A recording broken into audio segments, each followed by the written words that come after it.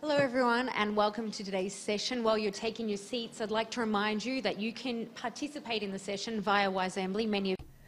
Mesdames et messieurs, nous sommes prêts à redémarrer et vous avez la possibilité de participer à Wisambly. Je crois que vous connaissez les boîtiers. Il y aura des questions à votre attention pour une enquête, mais vous pouvez également poser des questions par le biais des boîtiers Wisambly et nous pouvons les prendre en cours de route. Elles apparaîtront sur mon iPad, je les reprendrai. Mais encore une fois, rappelez-vous, nous allons vous poser des questions pendant la séance, donc munissez-vous de l'application Wisambly. Sur ce, nous sommes prêts à démarrer.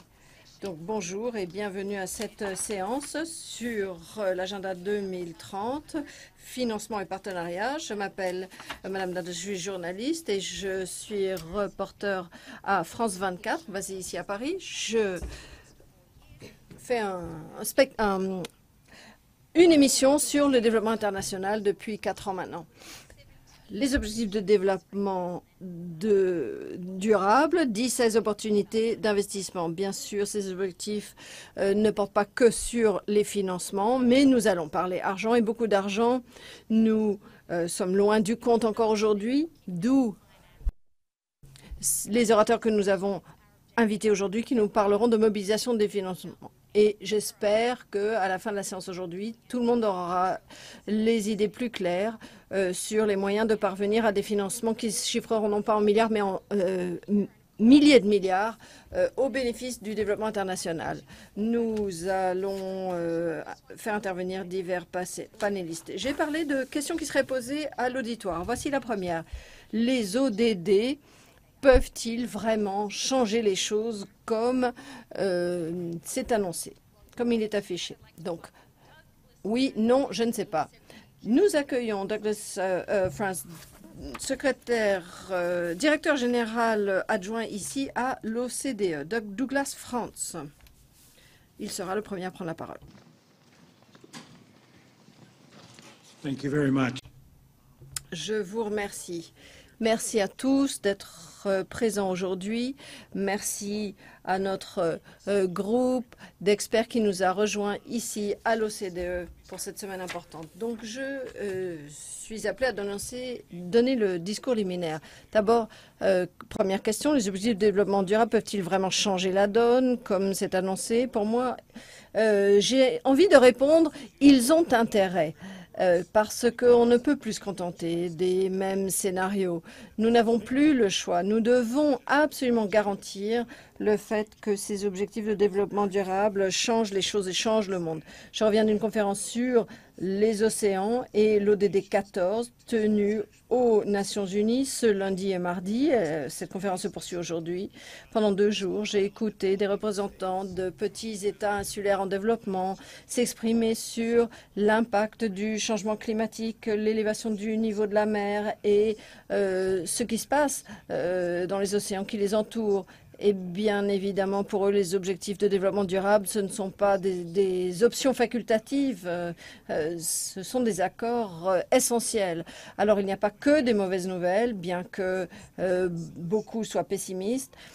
À la conférence, il y a également des personnes qui ont proposé des solutions. Certaines d'entre elles existent encore aujourd'hui, mais il y en a encore trop qui manquent de financement. Une jeune femme, Sophie, PDG d'une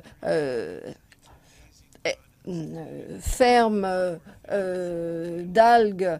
Elle expliquait les possibilités des algues pour produire des panneaux solaires et des aliments pour le poisson. Un jeune homme d'une entreprise appelée SolarSea a mis au point le premier système solaire qui flottera sur les océans.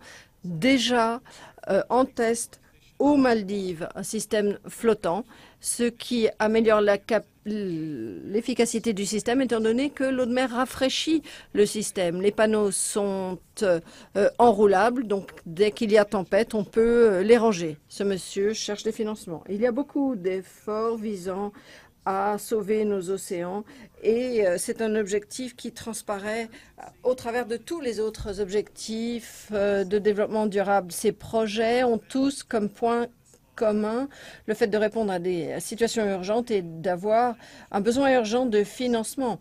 Il faut répondre aux défis du changement climatique, à rendre les pays plus résilients aux catastrophes. C'est vrai pour les plus petits pays qui ont malheureusement vu l'aide au développement se réduire et se retrouvent sur le bas-côté par rapport à l'agenda 2030. J'ai parlé de systèmes qui pourraient sauver les océans, mais il y a d'autres engagements vis-à-vis d'autres objectifs de développement durable. Et à nous de trouver les solutions pour les financer grâce à tous les moyens globaux et complets qui sont à notre disposition. L'an dernier, nous avons marqué notre engagement aux ODD. Le Conseil des ministres l'a exprimé.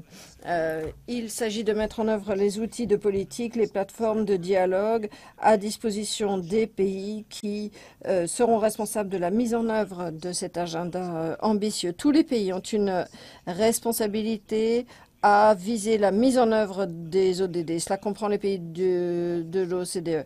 Les objectifs de développement pour le millénaire ont constitué un pont entre les pays développés et en développement. Les ODM ne sont pas encore terminés, mais les ODD représentent une nouvelle ambition. Tout le monde a encore beaucoup de travail à faire.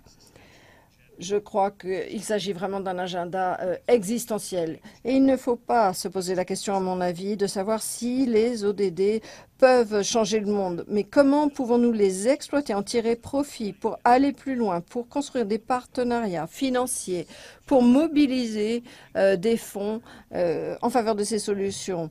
La mise en œuvre de cet agenda nécessitera des financements jamais vus auparavant dans les milliers de milliards, 20 à 30 fois ce que représente l'aide officielle au développement. Et il faut pour cela mobiliser de nouvelles sources de financement. Il ne s'agit pas du tout d'une équation à somme zéro, à savoir faire des arbitrages entre la mobilisation de ressources et le fait de sortir tout le monde de la pauvreté. Pas du tout. Il faut pouvoir financer ces efforts pour déployer des financements en faveur de tous les objectifs. Il y a beaucoup de groupes qui peuvent y contribuer, secteur privé, fonds de pension, États, multinationales, banques multilatérales, organisations internationales. Mais cette coopération ne va pas se décréter. Et un vrai partenariat multi-parties prenantes est nécessaire, mais qui va requérir une approche stratégique de ces financements. Il faut l'accepter. Pour cela, il faut travailler sur 3 plans, les mesures, la motivation et l'apprentissage. D'abord, les mesures. L'OCDE est en passe de moderniser l'aide publique au développement en mettant au point un système de mesure de l'APD. Il s'agit pour nous de mettre en place un système public et transparent qui évite la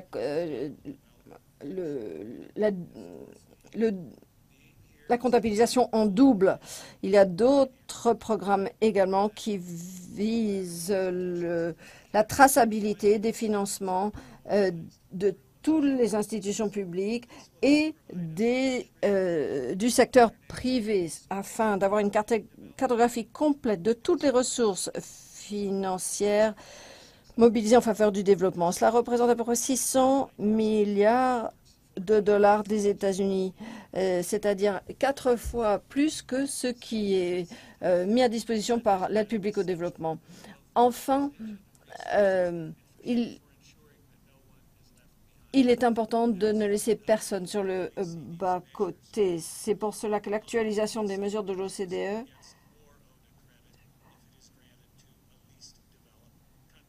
et que les prêts accordés à des pays moins avancés finissent par être pondérés ou valorisés de manière plus importante que des prêts à des pays avancés. Et à mesure que les pays se sortent de leur pauvreté, il faut qu'ils ne soient plus candidats à l'aide publique au développement. De plus, les nouvelles mesures devraient nous aider à refuser une aide publique au développement aux pays dont on sait que les mesures ne permettront pas de sortir leur population de la pauvreté. Il faut donc revisiter tout le système. L'OCDE a donc démarré une analyse permettant d'étudier les modalités de la transition en cours dans les différents pays et en nous concentrant notamment sur les petits États insulaires en développement. Enfin, l'apprentissage.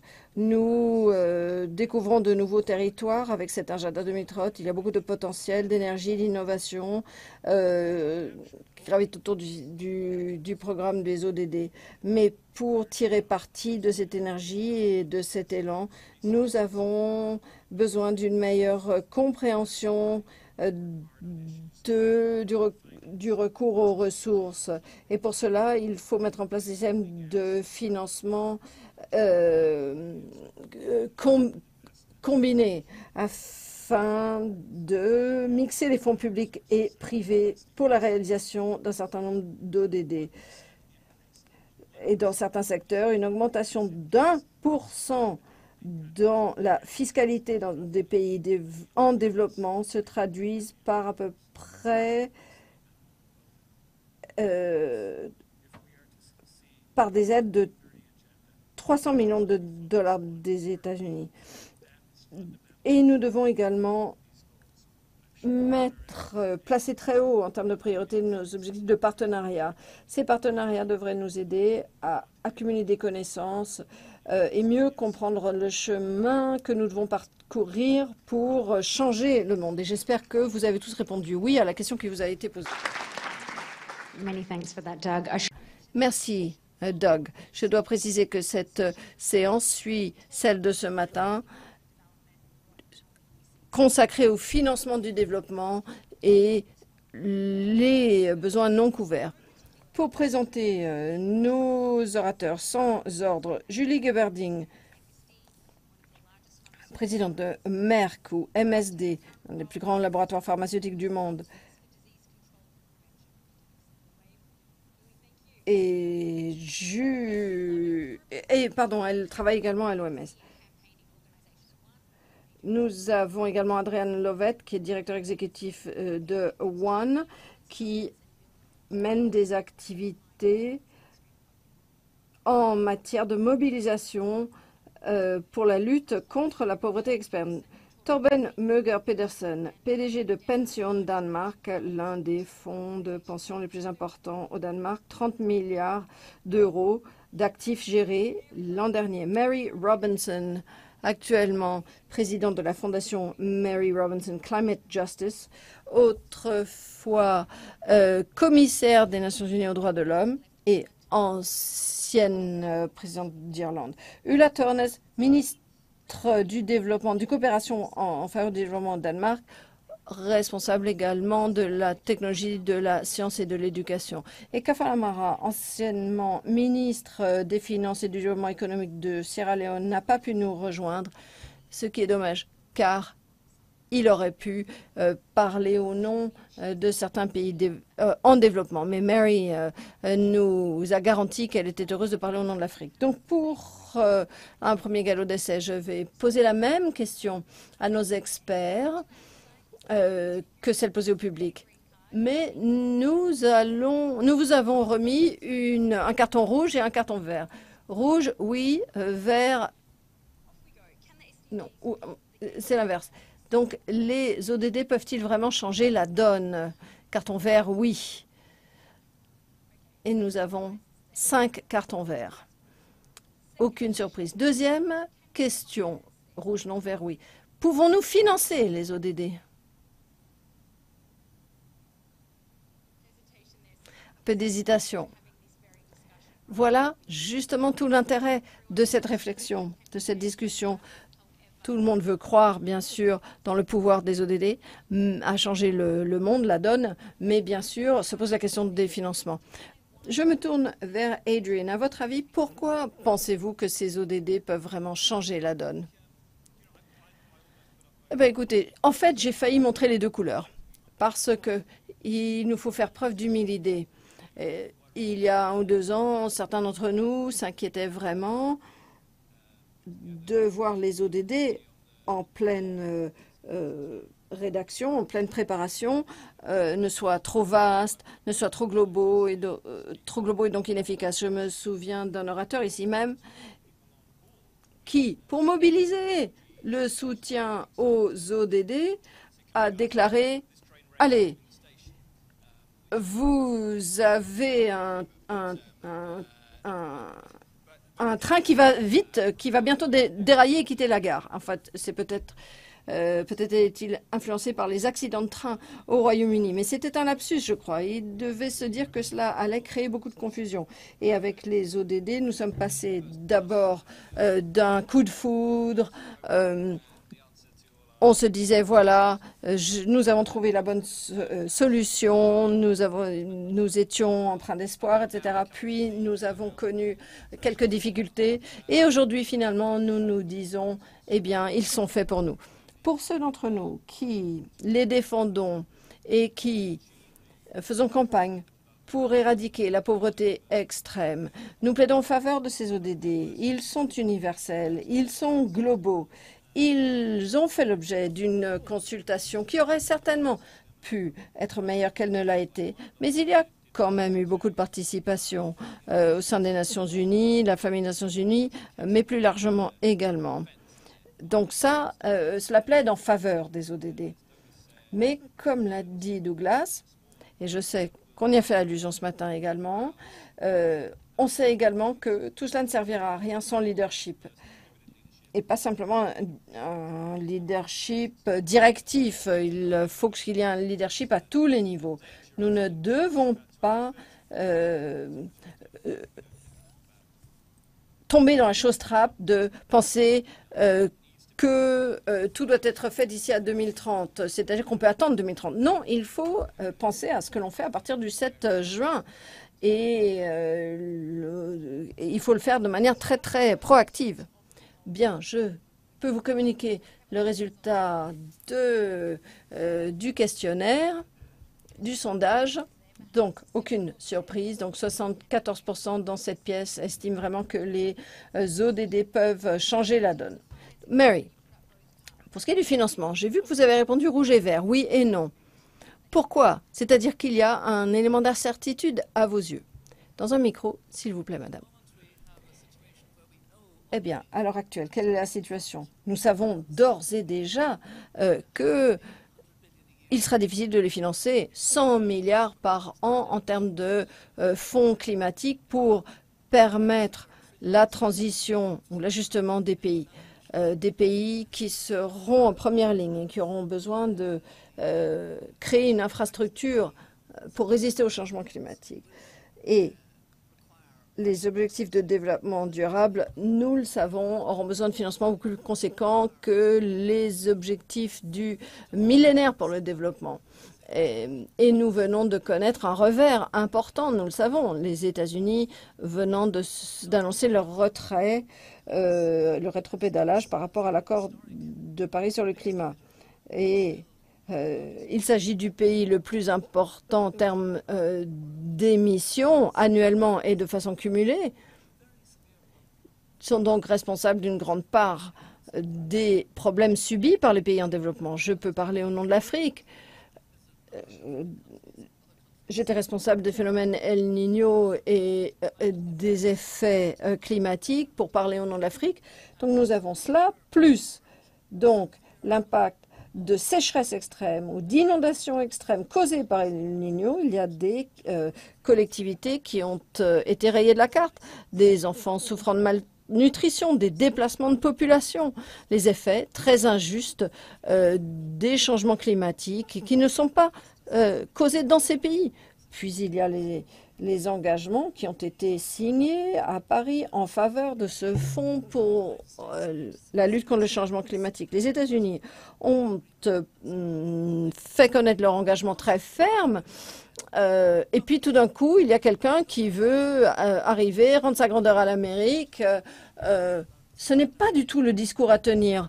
Au moment même où il faut exprimer notre solidarité les uns envers les autres et surtout envers les plus faibles. Donc, il est important qu'il y ait des avocats, des ambassadeurs des pays qui souffrent les plus grandes injustices de tout ce phénomène. Côté financement, lors d'une table ronde de haut niveau que j'ai présidée pour le comité d'aide au développement de l'OCDE, nous avons appris des choses intéressantes. Il en est issu un certain nombre de recommandations donc, de cette table ronde. Elles sont intéressantes. Nous constatons que le recours à l'aide publique au développement pour mobiliser des ressources permettrait de réaliser l'agenda 2030. Il a été négocié par 189 pays, 195 pays, l'accord de Paris sur le climat aussi. Il s'agit donc du résultat d'un consensus du monde entier. Il ne s'agit pas du tout d'un agenda pour les pays en développement à imposer aux pays développés, ni l'inverse. Mais on dit donc que l'aide publique au développement, y compris les ressources nationales, les financements publics à tarifs non préférentiels, les accords multilatéraux, la finance privée, les investisseurs publics et privés, pourraient se concentrer sur des investissements qui vont vraiment en faveur du climat et pourraient être intégrés avec l'aide publique au développement. Il faut se concentrer sur la mobilisation des ressources. Cela peut également avoir beaucoup d'impact sur la lutte contre la corruption. Il faut également s'intéresser à la sélection des projets, au fait de dérisquer les investissements, développer de nouvelles plateformes pour les financements privés. Cela devrait également permettre à la création de nouvelles structures attirant les investissements privés aux côtés des investissements publics. Donc beaucoup d'idées, beaucoup de projets qui pourraient être plus facilement vendables s'il y avait plus de solidarité, si chacun estimait vraiment que nous faisons partie d'une communauté mondiale et solidaire. Il faut donc que le privé et le public travaillent de conserve. Peut-être pouvez-vous nous expliquer comment l'industrie pharmaceutique peut jouer un rôle également. Eh bien, la question que nous nous posons, c'est de savoir ce que nous avons pu tirer des objectifs du millénaire. Et là, je crois qu'il y a une évolution, notamment dans le secteur privé et au niveau des laboratoires pharmaceutiques. C'est une question de responsabilité en tant que philanthrope. Notre activité, il faut aller au-delà. Il faut bien se dire que cette opportunité était quelque chose de partagé et ça pouvait s'appliquer surtout aux objectifs en lien avec la santé, mais il fallait bien pour cela comprendre quelle était la valeur proposée là où nous travaillons et pour ceux que nous espérions pouvoir aider.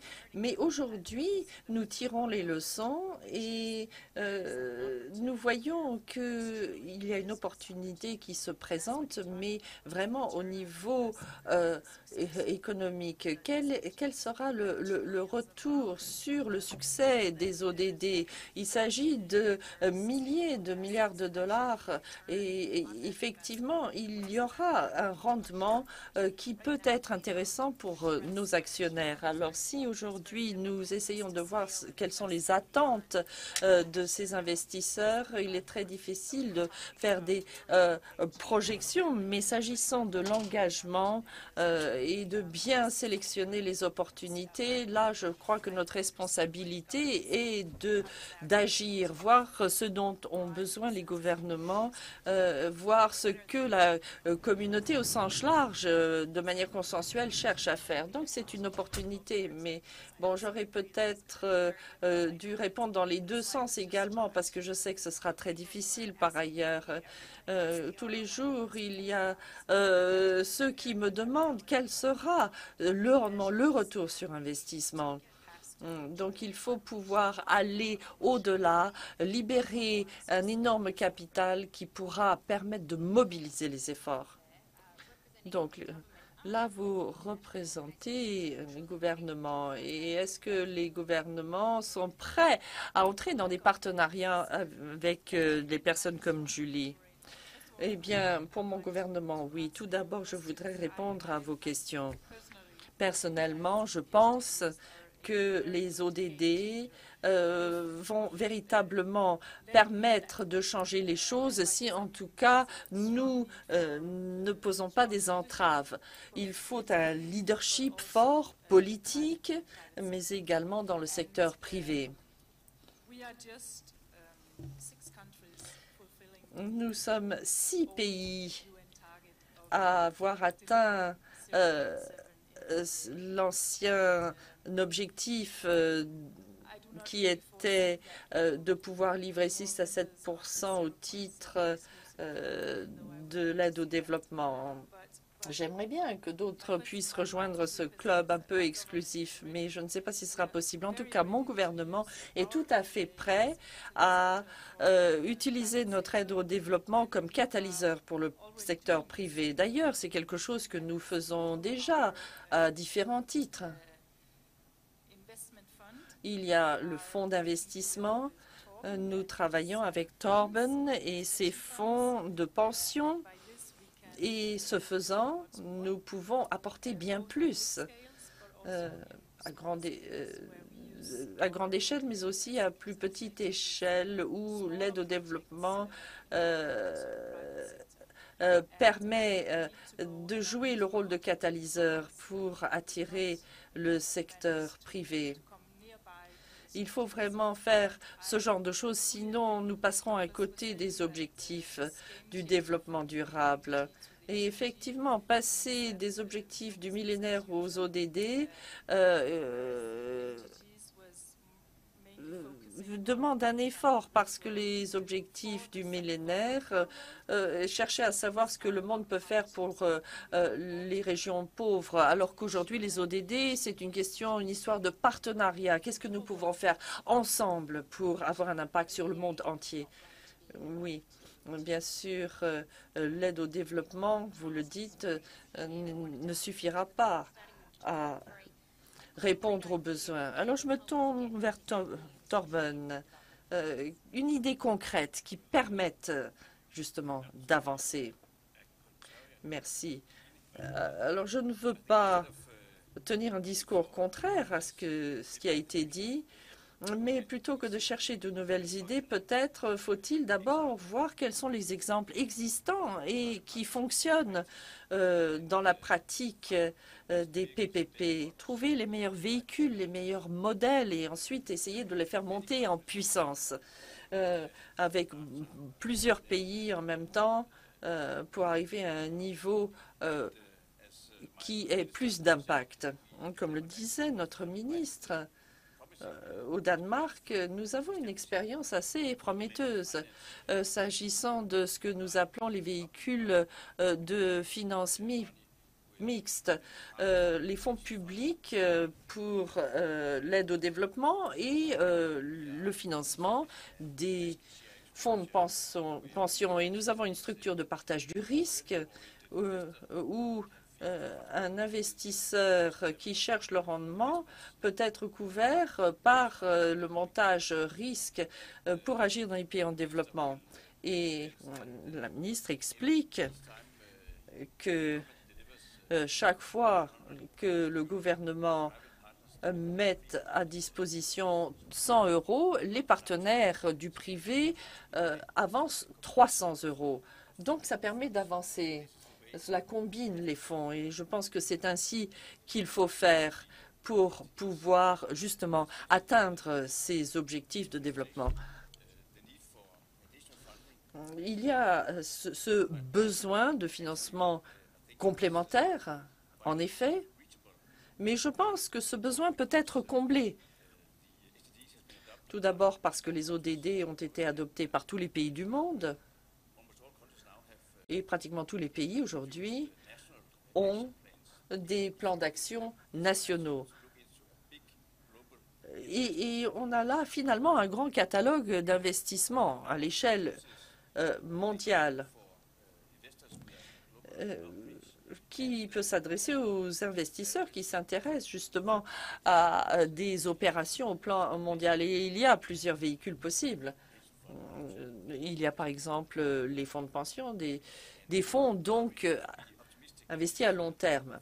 Alors si l'on peut être optimiste, c'est bien parce que les fonds de pension tels que le nôtre font que nous sommes dans une situation où il nous faut trouver de nouveaux types d'investissements.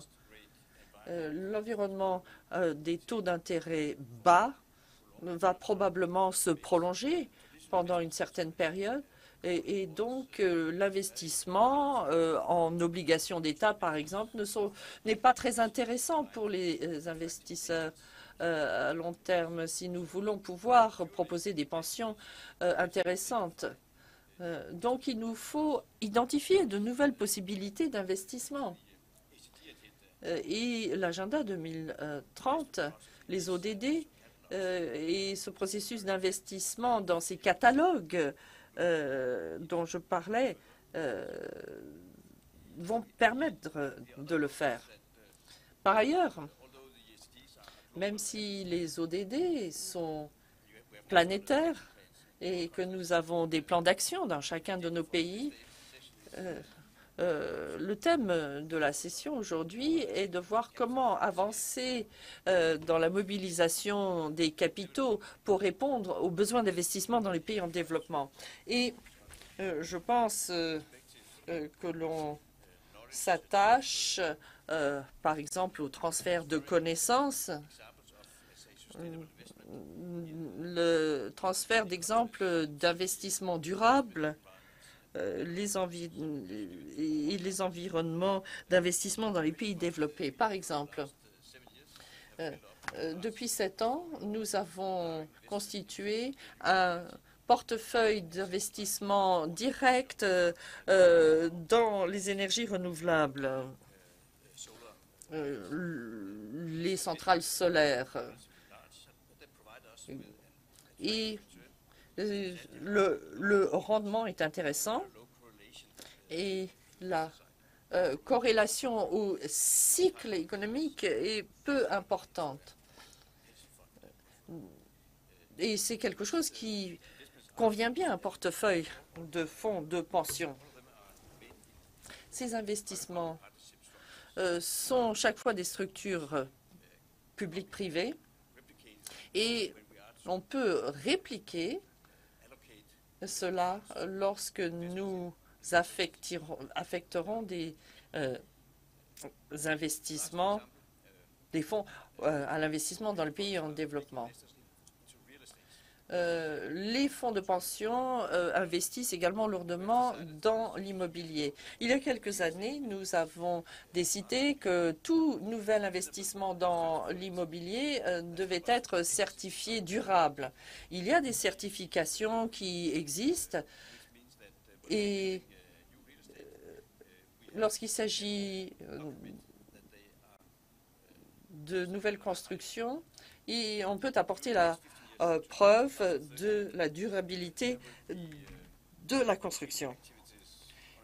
Il y aura des constructions au plan mondial dans les décennies à venir. Il y aura plus de mètres carrés construits dans les 15 années à venir qu'il n'y en a eu au cours des 100 dernières années. Donc il y a les émissions de CO2, etc. Donc ces investissements dans les méga-cités, les grandes zones urbaines dans les pays développés, si cela n'est pas fait de manière durable, il sera très difficile d'atteindre les objectifs de l'accord de Paris. Donc il y a l'objectif de l'agenda 2030 à cet égard et donc nous nous engageons à faire les choses de manière durable. Nous savons le faire et je pense que nous pouvons jouer un rôle très positif dans le transfert de connaissances au-delà du transfert de fonds. Et ce panel, d'ailleurs, ici, montre que nous avons beaucoup avancé en matière d'ODD, surtout 5e, égalité entre les sexes. 4 femmes ici, c'est très peu fréquent dans le contexte de l'OCDE, donc c'est tout à fait encourageant. Oui, je vais laisser la parole aux autres. Comment peut-on passer de milliards à milliers de milliards? Alors, du point de vue de la justice, de nouveau, moi, ce qui m'intéresse avant tout, c'est de voir comment rapidement nous pourrons arriver à apporter une énergie propre à tous ceux qui n'en ont pas. 1,3 milliard. Il y a 2,6 milliards de femmes qui font encore la cuisine sur des feux. Alors, il y a des entrepreneurs absolument formidables, il y a de très très belles idées. Nous nous sommes retrouvés à New York, enfin à Brooklyn, en avril dernier, et vraiment des idées extraordinaires se sont fait jour, des idées tout à fait bancables, mais il n'y avait pas suffisamment de soutien et de ressources. Et là, je pense qu'il nous faut rechercher plus de partenariats qui, justement, puissent puiser dans ces innovations. Et du point de vue de la justice, par ailleurs, c'est vraiment très important qu'on puisse consulter les communautés qui ont accès aux énergies renouvelables pour que les choses puissent se faire de manière respectueuse de leurs droits. Alors, je suis intéressée de savoir ce que peut faire un fonds de pension en apportant des projets d'énergie renouvelable à grande échelle. Mais il y a la position danoise, certes, et je suis certaine que vous avez toutes les sécurités en place, mais il y a des abus des droits de l'homme ça et là, où les grands projets d'énergie renouvelable n'agissent pas comme il le faudrait. Et c'est un gros problème. Il va falloir être extrêmement vigilant. Oui, vous vouliez réagir. Oui, je voulais attirer l'attention sur un projet dont je suis très fière. C'est le parc éolien le plus grand d'Afrique. Il est situé au Kenya et il va générer 15% de l'électricité au Kenya. Et c'est exactement là le type de projet qui se fait au moyen d'un peu d'aide au développement, mais par ailleurs par le truchement d'investissements privés. Et donc, c'est un peu ce que dit Mary Robinson. Nous avons effectivement tenté au sein des communautés sur place d'apporter des réponses aux problèmes sociaux, par exemple l'éducation pour les enfants, les services de santé pour la population, et ce, dans toute la zone. Et un des atouts de ce projet, c'est que ce n'est pas la seule chose que nous faisons au Kenya pour la production d'électricité. Il y a un programme du secteur privé à plus petite échelle parce que ce grand parc éolien est connecté au réseau, mais le réseau ne fournit pas les villages au-dessus desquels passent les câbles à haute tension. Donc, avec une société privée qui produit des éoliennes, l'université technique et la société civile, ensemble, nous avons cherché à mettre en place des éoliennes qui ne sont pas connectées au réseau pour s'assurer que les villages également peuvent obtenir l'électricité de manière verte et durable. Voilà encore un exemple de partenariat avec le secteur privé pour ce qui se fait à grande échelle, mais également à une échelle plus modeste. Just add one thing. I was just thinking about the core question, billions to trillions, and I don't have the trillions answer. But alors, je n'ai pas de réponse à votre question sur les milliards qui pourraient devenir des milliers de milliards. Bon, alors, il y a les rapports sur la responsabilité sociale des entreprises et vous voyez que pour chacun des objectifs, il est indiqué ce que nous essayons de faire justement dans chaque domaine. Et nous contribuons, par exemple, le programme Merck for Mothers de 500 millions. On n'en est pas encore au milliard, mais si vous prenez tout ce que font les sociétés de Fortune 500, là, on arrive déjà à quelque chose d'assez important. On ne sait pas toujours qui fait quoi, comment les sommes sont dépensées et il n'y a pas un alignement clairement précis sur les ODD. Donc même dans cet espace du secteur privé, nous avons peut-être quelque chose à faire pour justement nous attirer un petit peu plus de crédibilité, attirer plus d'investissements pour que l'on voit que les sociétés sont dignes de confiance, qu'elles savent travailler ensemble, etc. Donc, il y a tout ce capital qui a été d'ores et déjà affecté, mais il pourrait effectivement avoir un impact plus important. Alors, pour ce faire, que peut-on faire justement? L'OCDE peut faire énormément de recherches et c'est une des questions qui pourrait être explorée. Le soutien du secteur privé aux objectifs du développement durable. Alors peut-être le travail se fait-il déjà, mais il faut peut-être donner un peu plus d'exemples de projets bancables qui peuvent être donnés en exemple.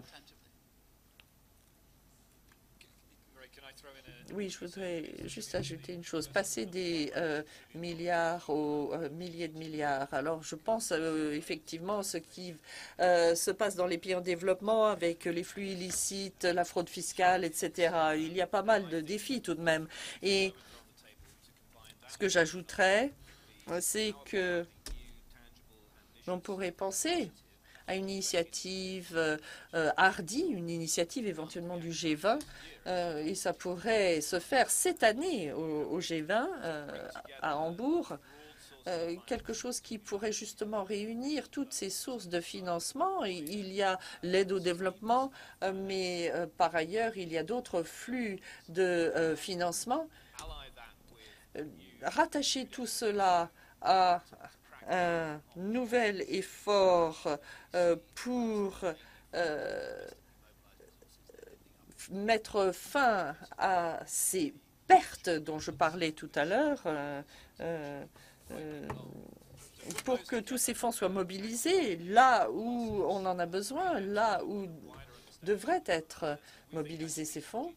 Et nous pensons vraiment que le G20 pourrait s'engager à doubler le financement, aide au développement plus secteur privé, notamment pour l'Afrique, parce que d'ici 2030, c'est là que les plus grands besoins se font sentir. Oui, donc effectivement, je vais vous demander, oui ou non, vert ou rouge, est-ce que le G20 doit doubler son engagement pour l'Afrique? Doubler.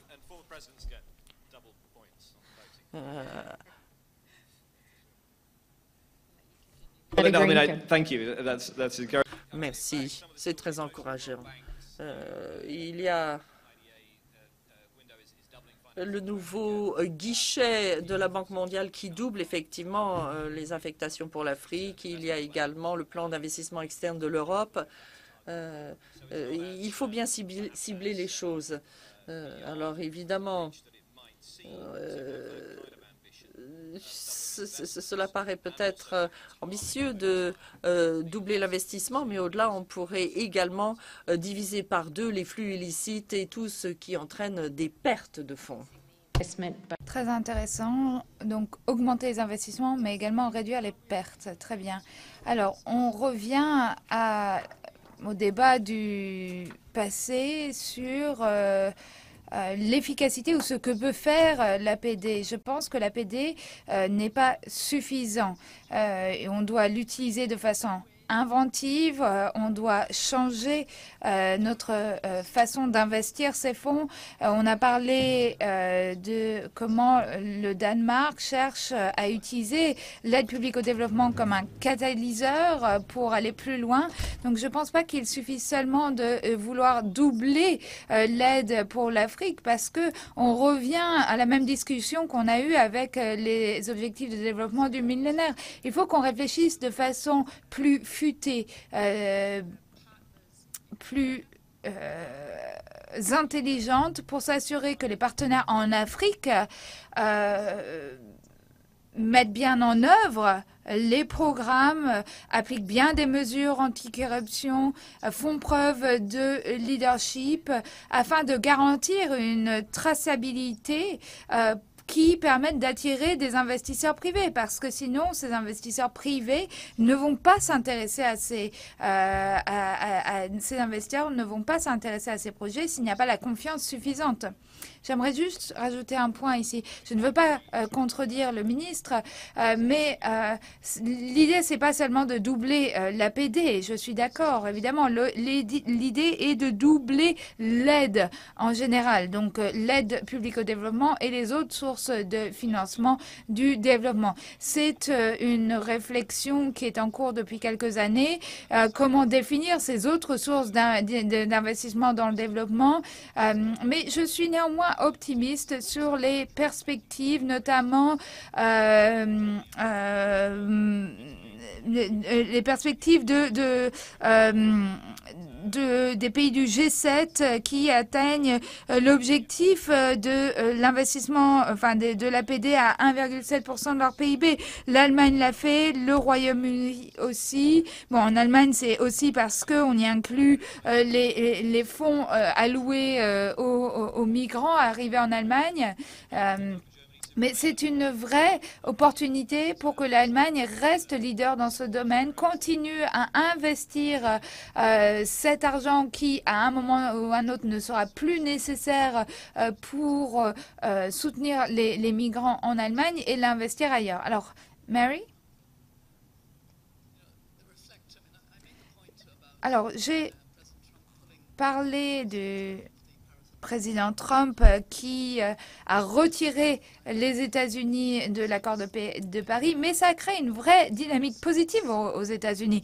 Il y a un certain nombre d'États, donc la Californie, l'État de Washington, l'État de New York, et beaucoup de grandes villes, des communautés, des entreprises qui se réveillent et disent, bon, nous devons prendre la responsabilité de ces questions. Et il faudrait que le monde entier en fasse de même. Il faudrait que chacune, que chaque ville comprenne l'enjeu de la durabilité et s'y engage. Lors des négociations de l'accord de Paris, les entreprises ont été très actives, proactives, participantes et ont aujourd'hui, face au retrait des États-Unis, doivent fédérer leurs forces pour soutenir ces politiques environnementales. C'est une mauvaise décision de la part du président Trump, mais qui arrive à un moment où on est tous conscients de l'urgence du problème. Un problème qui nous concerne, mais qui concerne les générations à venir, qui concerne la planète, les écosystèmes de la planète, les océans et autres. Et donc, j'espère que c'est un message qui va se diffuser auprès des grandes villes, des communautés et qui vont se réveiller. Doug a parlé du financement mixte. Est-ce que vous pouvez peut-être nous expliquer ce que signifie ce terme de financement mixte? C'est un concept dont on parle beaucoup dans ce domaine. Et est-ce que vous pensez que vraiment c'est la panacée? Alors, pour revenir à ce que disait Marie sur la responsabilité sociale, notamment dans la construction d'infrastructures dans les pays émergents, eh bien,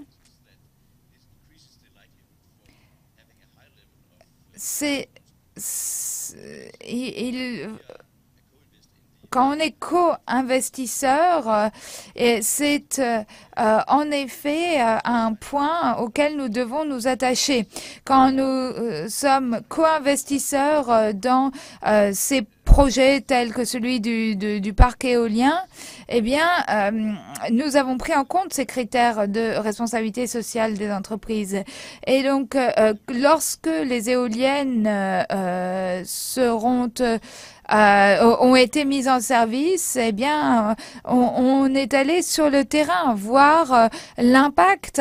On a vu que les pompes à eau solaires fonctionnaient. On a vu que les pompes à eau alimentées par l'éolien fonctionnaient. On a vu que les jeunes filles et les jeunes garçons pouvaient faire leurs devoirs grâce à l'électricité à la maison.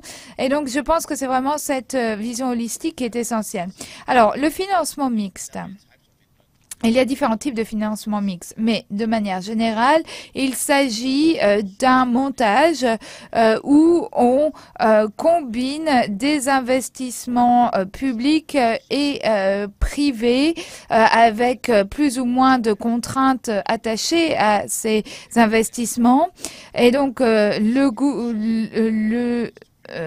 et avec une répartition des risques et récompenses de l'investissement. Et en tant qu'investisseur privé, le risque est réduit car l'État s'engage à amortir les risques, à prendre les risques sur elle, mais le secteur privé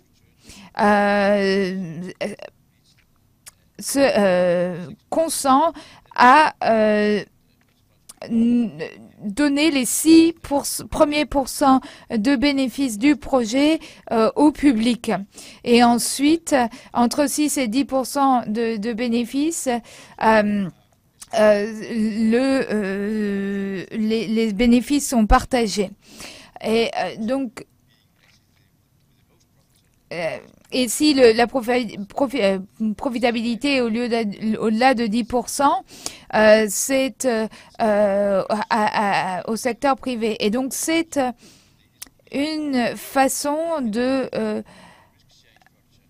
faire effet de levier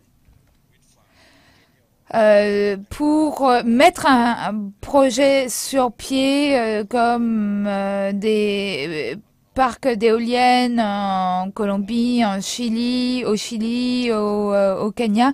Donc, on travaille avec des investisseurs locaux ou des banques d'investissement régionales. Donc, avec des compétences locales, des connaissances du terrain. Et au Kenya, il me semble qu'il y a une vingtaine d'investisseurs qui contribuent au financement du projet. Je pense que c'est vraiment une voie d'avenir. Et comme je l'ai dit par le passé, il y a des fonds disponibles. Les fonds existent. L'argent est toujours à la recherche d'un nouveau projet d'investissement. Ce qui est nécessaire, c'est ce sont les montages, les structures qui permettent de cibler ces investissements, qui contribuent à l'accomplissement des ODD. Et donc, les différentes institutions comme l'OCDE, la Banque mondiale, etc., ont un rôle clé à jouer pour créer ce type de mécanisme qui rendent ces investissements aussi fiables que l'investissement dans l'immobilier à Londres, par exemple. Donc, il faut normaliser ou rationaliser ces mécanismes pour lever ces fonds. Je pense qu'il est également être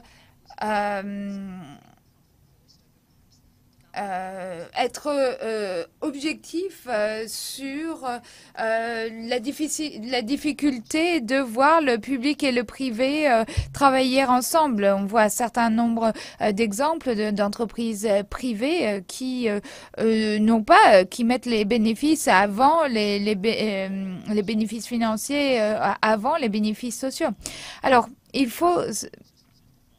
quand on à l'OCDE, au sein du CAD, il y a des discussions au sujet, à ce sujet au Royaume-Uni. Il y a un vrai débat à ce sujet dans le contexte des élections. Le Parti conservateur, que l'on pense sortir vainqueur de ces élections, bon, c'est moins sûr qu'il y a quelques semaines, mais leur position est la suivante. L'objectif est d'ouvrir les définitions A de l'OCDE, notamment dans des secteurs tels que la sécurité, mais également pour le secteur privé. Et donc, il y a un dialogue en cours sur le volet secteur privé. C'est un débat en profondeur. On espère que les conclusions seront tout aussi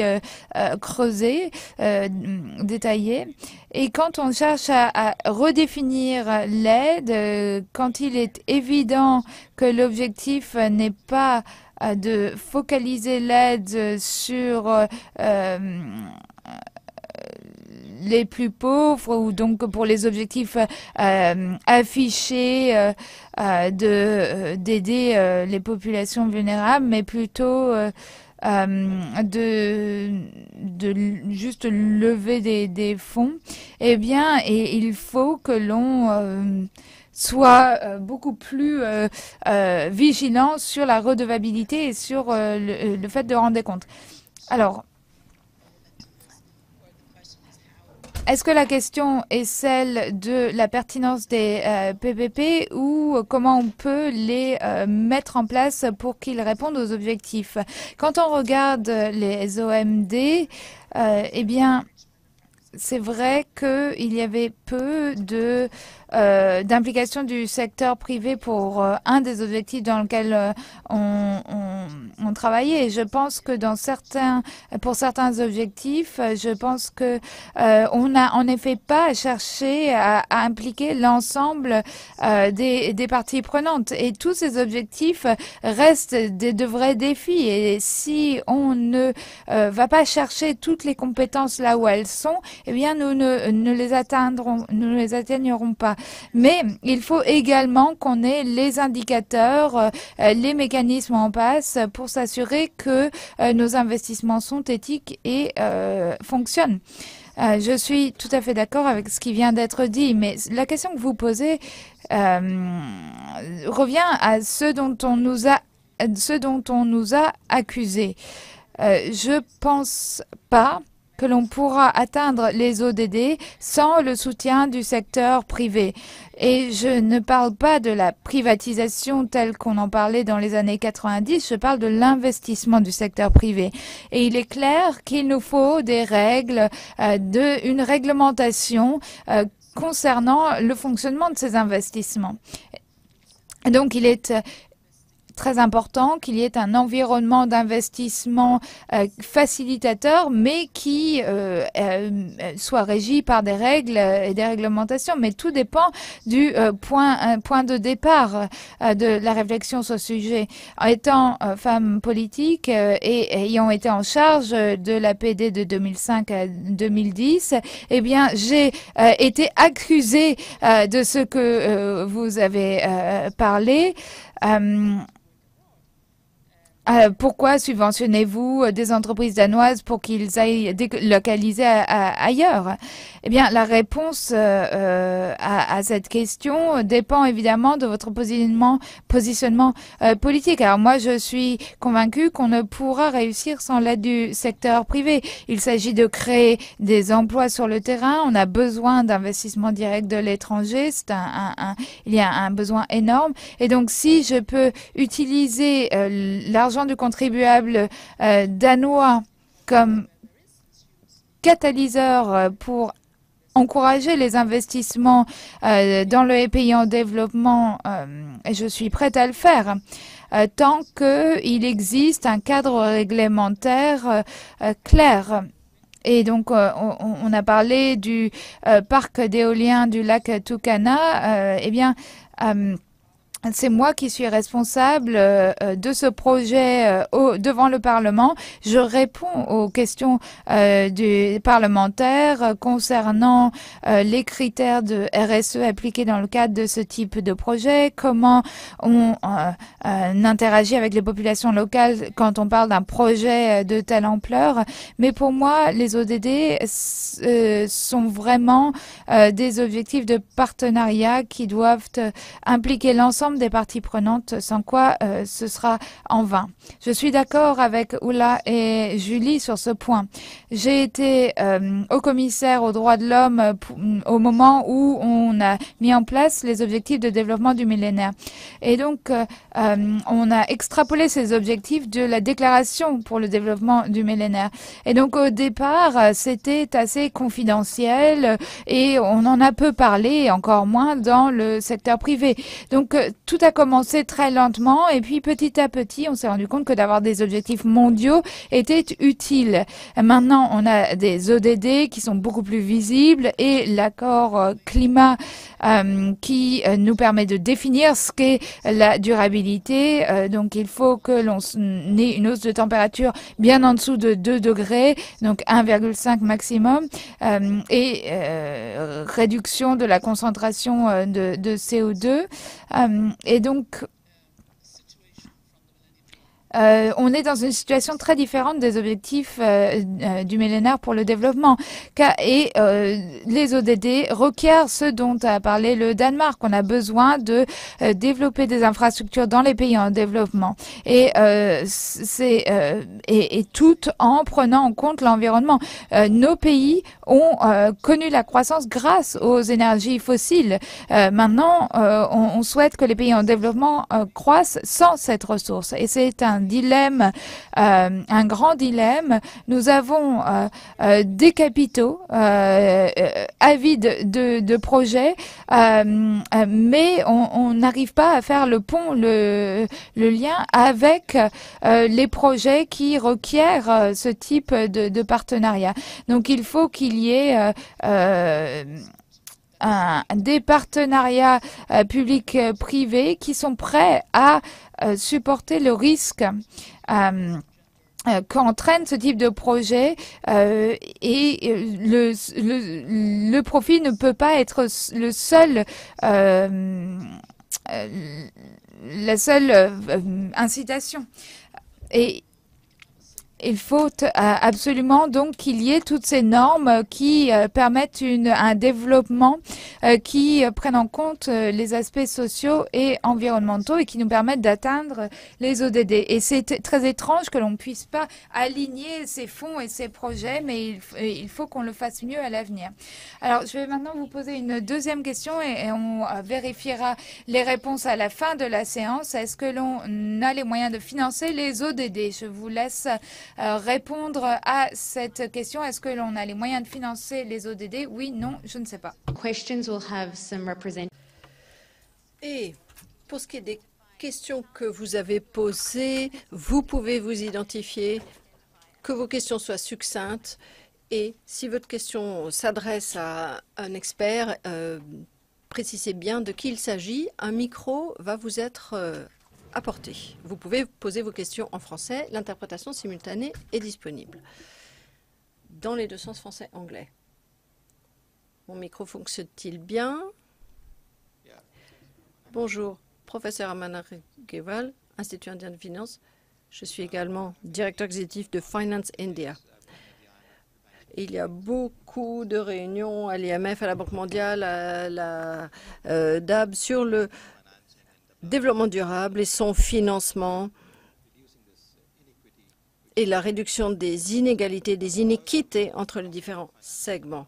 Alors, on parle beaucoup de financement, mais on s'intéresse très peu aux moyens d'identifier ces financements et de les faire circuler. Par exemple, dans le domaine de la santé, comment susciter des financements en faveur de certains segments. On finance le secteur automobile, pourquoi pas la santé, pour que les pauvres puissent se prendre en main. Ils ne seront peut-être pas en mesure de financer dès le départ, mais on peut les aider au départ Et lorsque le niveau de développement aura augmenté, ils pourront être maîtres de leur financement. Donc, on peut le faire pour l'automobile, pourquoi pas pour la santé. Idem pour le développement durable. On fait très peu au niveau public en termes d'objectifs de financement et pour faciliter les institutions financières, les établissements financiers à s'intéresser à la question. Il y a des représentants des pouvoirs publics ici. Ils ont peut-être une expérience à apporter pour nous parler de financement durable.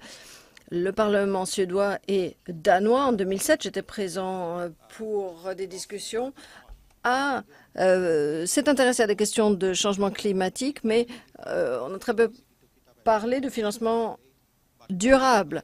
Il y a un fonds pour l'énergie créé en 2008, mais depuis pas grand-chose. Des agences privées, publiques et autres doivent pouvoir se réunir pour financer les besoins en développement des pays qui en ont besoin dans les régions où les changements climatiques sont les plus importants, sans s'intéresser au niveau de développement du pays. C'est vraiment ça qu'il nous faut, une approche plus globale. Une autre question.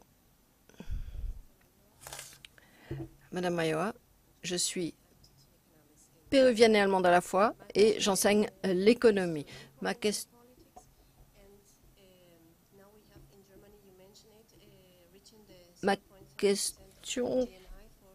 concerne la politique et le financement de la coopération au développement. Nous en sommes actuellement à 0,7%. Nous souhaitons financer les ODD d'ici à 2030. Mais nous subventionnons également les combustibles fossiles au quadruple de ce que nous faisons pour les renouvelables. Nous finançons l'agriculture de manière générale et pas l'agriculture biologique. Donc, il y a, à mon avis, des problèmes à régler si nous souhaitons que soient réalisés les ODD dans les pays en développement et les pays développés. Il faut que ce soit cohérent. Et ce que vos ministères et vos pouvoirs publics encouragent, ce sont des initiatives qui vont exactement à l'inverse de ce qu'encourage le secteur privé. J'aimerais beaucoup que l'on parle de cela, de cette ambivalence ou incohérence. Vous posez la question à quelqu'un en particulier? Eh bien, pour la personne qui représente un ministère de la coopération et du développement, et ainsi que pour Madame Robinson. Alors, je dois dire que je ne suis pas entièrement d'accord avec ce que vous dites. Au niveau du gouvernement danois, nous essayons d'adopter une position globale. Nous veillons à ce qu'il y ait alignement, mise en cohérence des points de vue et des actions des divers ministères. Donc, je ne suis pas d'accord avec toi. Pour moi, l'aide donnée ou le développement des énergies renouvelables va dans le sens de la politique du ministère de l'énergie et dans les choix faits par le ministère en termes de mix énergétique. Je ne comprends pas donc pour mon pays votre remarque sur le non-alignement des décisions en matière d'énergie renouvelable et de l'autre côté des décisions en matière de subvention de certaines énergies. Nous avons décidé que nous allons œuvrer en faveur d'une économie verte, ce qui est conforme à l'accord de Paris sur le climat, mais nous avons démarré nos initiatives bien avant l'adoption de cet accord de Paris. Il s'agit donc d'un itinéraire, d'un parcours assez long dans lequel s'est engagé le Danemark pour investir dans des énergies renouvelables. Ça remonte aux années 70, lors des chocs pétroliers, lorsque les prix du pétrole sont montés en flèche. Donc, pour nous, nous avons un long historique d'engagement en faveur des énergies renouvelables. Je souhaiterais dire que je suis d'accord qu'il y a effectivement des contradictions dans de nombreux pays développés, c'est-à-dire entre les ambitions inscrites à l'agenda 2030 et le subventionnement des combustibles fossiles, des énergies fossiles et de l'agriculture non biologique. L'idée de l'abolition totale des subventions aux combustibles fossiles est à l'agenda de la réunion du G20 de 2030 à Hambourg. Et malheureusement, étant donné l'approche du président Trump, nous ne savons pas si cela sera faisable. Mais en tout cas, il faut imprimer le mouvement. Il faut qu'il y ait le leadership. Il faut que tous les pays comprennent qu'il est impossible de subventionner des pratiques qui sont dommageables à l'environnement, qui détruisent notre planète pour nous, pour nos enfants. Et il faut faire face à ces réalités. Et ça, c'est l'aspect positif des objectifs de développement durable. Ils concernent tous les pays. Tous doivent être impliqués et la société civile en particulier doit demander des comptes au gouvernement, notamment dans l'application de ces politiques. Apparemment, au Danemark, il y a moins de dissonance qu'ailleurs. C'est apporté à leur crédit, mais ce problème existe ailleurs. J'ajoute qu'au printemps dernier, le gouvernement danois a lancé un plan d'action sur les modalités de réalisation des ODD de Danemark. Ce plan d'action va être promu lors d'une réunion à haut niveau à New York en juillet. Dans le cadre de ce plan d'action, chaque loi qui sera passée par le Parlement devra être analysée et relue à l'aune, à la lumière des ODD, c'est-à-dire qu'à chaque loi passée, on évalue l'impact de cette loi sur l'environnement en fonction des objectifs que nous sommes fixés, c'est-à-dire les ODD. Voici une question précise. Quelles sont précisément les structures qui peuvent être créées, qui permettront à ce que tous ces flux, financiers soient investis de manière appropriée? Eh bien là, je crois qu'il y a multitude de structures auxquelles on peut avoir recours en fonction des secteurs, des pays. Mais il est important déjà de s'adosser à ce qui existe, institutions, expériences, pour ne pas gaspiller notre temps et notre énergie à réinventer la roue. L'IFC à Washington, les banques de développement régionales, les établissements financiers, les institutions financières européennes pourraient servir de base. Il y a également des recommandations qui émanent de l'OCDE. Il y a également des parties prenantes qui sont déjà actives. Tout cela peut servir de base à des structures qui serviront à gérer tous ces flux. Il y a les obligations vertes, les fonds d'investissement en titre de participation, les Equity Investment Funds, qui peuvent effectivement focaliser leur action sur des projets verts, axés sur des énergies renouvelables. Mais effectivement, il y a déjà une base sur laquelle il faut construire. Et donc, vous voyez, je suis assez optimiste par rapport aux résultats. Il y a de nombreux travaux qui ont eu lieu récemment, ces dernières années. Et donc, je pense que le niveau d'engagement vis-à-vis de ces objectifs est fort. Moi, je suis confiant par rapport à la possibilité de mobiliser des fonds en faveur de la réalisation de ces ODD. Bonjour, Richard, je suis étudiant. Voici une question que je me pose toujours et qu'on a posée dans mes cours ces 2 dernières années. Quid de l'effet sur la société si l'on réoriente les fonds pour pouvoir tenir les divers engagements sur la COP21, etc. Quel peut être l'effet sur les individus, sur les pays eux-mêmes? Quel peut être l'impact? Autre question. Quelles sont les politiques ou les initiatives qui sont appliquées pour veiller à ce que les programmes, les actions qui ont lieu sur le terrain pour la réalisation des objectifs n'aient pas de répercussions négatives sur les collectivités, sur les individus? Y a-t-il des garde-fous en quelque sorte? Eh bien, j'essayais justement de souligner cela, parce que nous disposons maintenant des éléments factuels. Si vous allez sur business.humanrights.org, vous verrez qu'il y a une étude qui porte sur un nombre non négligeable de projets qui produisent des énergies vertes, mais qui s'y prennent mal et qui, au final, n'apportent pas de bienfaits aux collectivités, qui mettent à mal leurs droits sur les ressources hydriques, minières et d'autres. Je l'ai vu en Amérique centrale, dans ce qu'on appelle le couloir aride. Je me suis rendue dans des zones rurales. Je me souviens avoir fait 11 heures de route cette journée-là. D'abord, j'ai visité un groupe de femmes organisé par un groupe hondurien de femmes qui expliquaient qu'elles n'avaient plus d'eau, mais qu'il y avait un énorme projet hydroélectrique non loin d'elles. Donc, on avait réquisitionné des terres, on avait déboisé, et en échange de quoi, elles n'avaient plus accès à l'eau.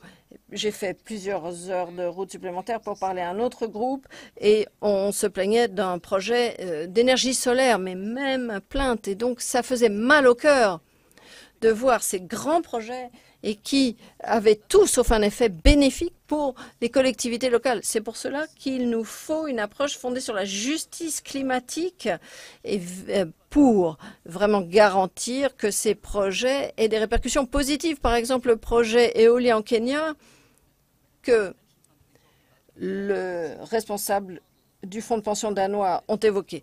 Là, je pense que le modèle est bon. Il aide les communautés qui sont reliées au réseau, mais également les communautés qui n'ont pas encore accès à l'électricité pour leur faciliter l'accès. Voilà exactement le genre de projet qu'il faut encourager. Voici une autre question. Y a-t-il des exemples où des communautés autochtones participent à la prise de décision en matière de projets visant à réaliser les ODD, car souvent, elles sont plus délaissées qu'autre chose. Alors, nous veillons le plus possible à nous concerter avec et à faire participer les collectivités locales où sont situés nos projets. Et c'est très important, notamment dans le cas de très grands projets, par exemple le projet éolien du lac Turkana. Mais c'est également vrai pour les projets de plus petite envergure. Nous n'avons pas une approche commando, nous arrivons pour une opération et puis nous partons. Pas du tout. Sans la participation des communautés locales, comment réussir ce que nous voulons mettre en œuvre? Je crois qu'il nous reste très peu de temps. Notre séance est consacrée au financement, au partenariat. Mais je souhaitais parler d'une chose à laquelle je tiens beaucoup, à savoir que, à mon avis, nous ne serons pas en mesure de réaliser les ODD sans leadership politique significatif fort, c'est-à-dire un leadership politique qui soit axé sur les femmes, le rôle des femmes, les droits des femmes. Les chiffres, les éléments factuels nous montrent qu'on peut augmenter le PIB de 25% simplement en donnant aux femmes les mêmes droits que les hommes et les mêmes possibilités d'accès aux emplois, à la création d'entreprises. Si les femmes se voient nier ces droits, eh bien, nous ne pourrons pas réaliser les ODD. Donc là, il est très important de mettre en place le leadership politique dans les pays où les femmes n'ont pas les mêmes privilèges que moi dans mon pays, c'est-à-dire ne jouissent pas des mêmes droits que les hommes. Et donc ça, c'est très important, le rôle des femmes dans la réalisation de l'agenda 2030. Je souhaiterais ajouter quelque chose. Effectivement, c'est un point très important. Je suis parfaitement d'accord. Cela dit, je crois que ceux qui ne passent pas beaucoup de temps dans les pays en développement ne voient pas émerger justement ce leadership et ce leadership féminin. Très souvent, on applique une espèce d'approche paternaliste parce que nous la connaissons bien, nous sommes à l'aise avec cela. Alors que si on va sur le terrain, on voit peut-être autre chose. Il y a une responsabilisation des femmes. Elles montent en puissance, en quelque sorte. Et il faut que ça puisse se faire en phase avec l'État. Il ne faut pas arriver pour dire, voilà, on va faire ça, on va autonomiser les femmes, et ainsi de suite. Il faut que ça parte de la base et qu'elle soit associée avec les pouvoirs publics. Et il y a une force qui nous a beaucoup aidés, c'est celle des ONG locales, des associations. Elles sont beaucoup plus proches de la réalité du terrain. Elles sont mieux informées. Elles sont mieux positionnées pour aider les pouvoirs publics à comprendre les tenants et les aboutissants, les forces et les faiblesses, et mieux informer les partenaires extérieurs également. Donc partir de la base, et c'est à partir de là que l'on pourra renforcer ce leadership politique. Si je peux revenir sur la question du rôle des communautés autochtones.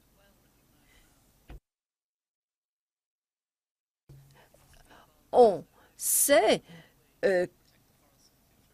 notamment pour la gestion des forêts, c'est tout à fait là que les populations autochtones ont un rôle important à jouer. Elles connaissent le mieux ces ressources et comment les gérer. Et pour ce qui est du rôle des différents sexes, j'ai participé à une table ronde au sein du Parlement européen il y a 2 semaines sur les hommes et les femmes et la justice climatique. Nous avons une représentante du Conseil des Samis, donc côté suédois, une jeune femme de 26 ans, diplômée en chimie, mais elle élevait des rennes. Elle est venue nous parler du changement climatique et des répercussions sur sa vie, sur son élevage, le retrait des glaces, etc. Mais elle disait, bon, au moins vous êtes là pour parler du rôle des hommes et des femmes et de la justice climatique. Enfin, mais pourquoi avez-vous mis si longtemps? Voilà un message percutant. Pourquoi est-ce qu'on a mis si longtemps à comprendre l'importance du rôle des femmes? Je crois qu'il va falloir qu'on en termine. Alors, le résultat de la dernière question, voyons les résultats. Est-ce que nous pouvons financer les ODD? 60% de oui. 2030, c'est un peu loin encore, mais nous avons entendu ici, encore une fois, que de continuer sur notre lancée actuelle, nous n'y arriverons pas. Il faut que ces milliards deviennent des milliers de milliards et donc il faut des investissements publics, privés, nationaux et à l'échelle planétaire si vraiment les ODD doivent être atteints et pourront changer la donne. Donc je voudrais remercier les participants et vous remercier également dans la salle d'être venus partager ce moment d'échange avec nous.